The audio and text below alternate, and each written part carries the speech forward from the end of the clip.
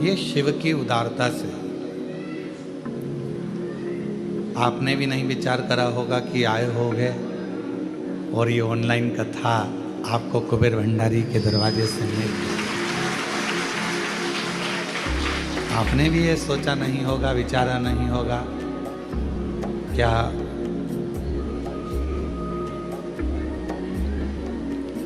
ऐसी शिव की कृपा हो सकती है। और सीहोर में कई दिनों से पानी नहीं गिर रहा था और जैसे ही आज बाबा की कथा चालू हुई, गरज बरस के साथ जलवृष्टि बाबा की कृपा से प्रारंभ हुई। अब जितने भी आप ऑनलाइन कथा सुन रहे हो, फेसबुक यूट्यूब पर कथा सुन रहे हो या मोबाइल पर कथा सुन रहे हो, बाबा के धाम में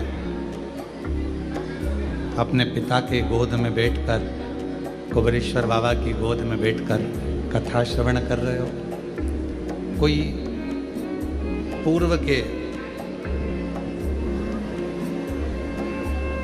आपके और हमारे कोई पुण्य होंगे जो ये पितृपक्ष की कथा बाबा की कृपा से ही आप और हम श्रवण कर रहे हैं। और जितने विश्वास के साथ, जितने भरोसे के साथ, जितनी दृढ़ता के साथ में, जितनी आनंदता के साथ इस पवित्र कथा को श्रवण करोगे। हमने पहले कृष्णेश्वर की कथा में कहा था कि जितनी देर आप भगवान की कथा में, शिव महापुराण की कथा में बैठते हो, तुम्हारा मन, तुम्हारा हृदय, तुम्हारा दिल जितनी देर शिव जी की कथा में लगता है, उतनी देर आपके पूर्वज, आपके पितरों के कंधे पर स्वयं नारायण हाथ रखकर कथा को श्रवण करते हैं।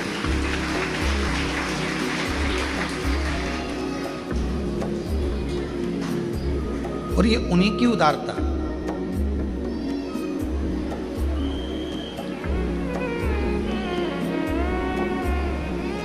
तुम किसी के यहाँ गए और जाने पर तुमको एकदम तुम्हारी पसंद का कुछ खाने को मिल जाए तो कितने प्रसन्न होते हो कि हमको ये मिल गया।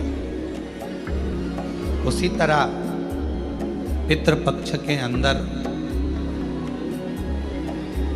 जिस जिस घर के दरवाजे पर, जिस जिस घर के द्वार में, जिस जिस के घर में, दुकान पर, मोबाइल पर या पंडाल में जो जो कथा श्रवण करता है, पितृ इतने प्रसन्न होते हैं कि हमारे घर के किसी व्यक्ति के कानों में ये कथा जा रही है और वो कथा हम तक पहुंच रही है, हम तक पहुंच रही है।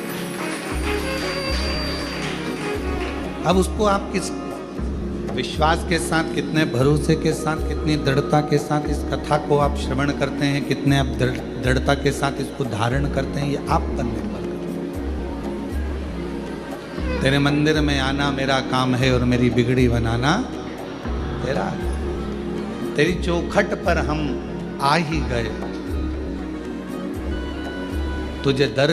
मुझे दर्श दिखाना तेरा।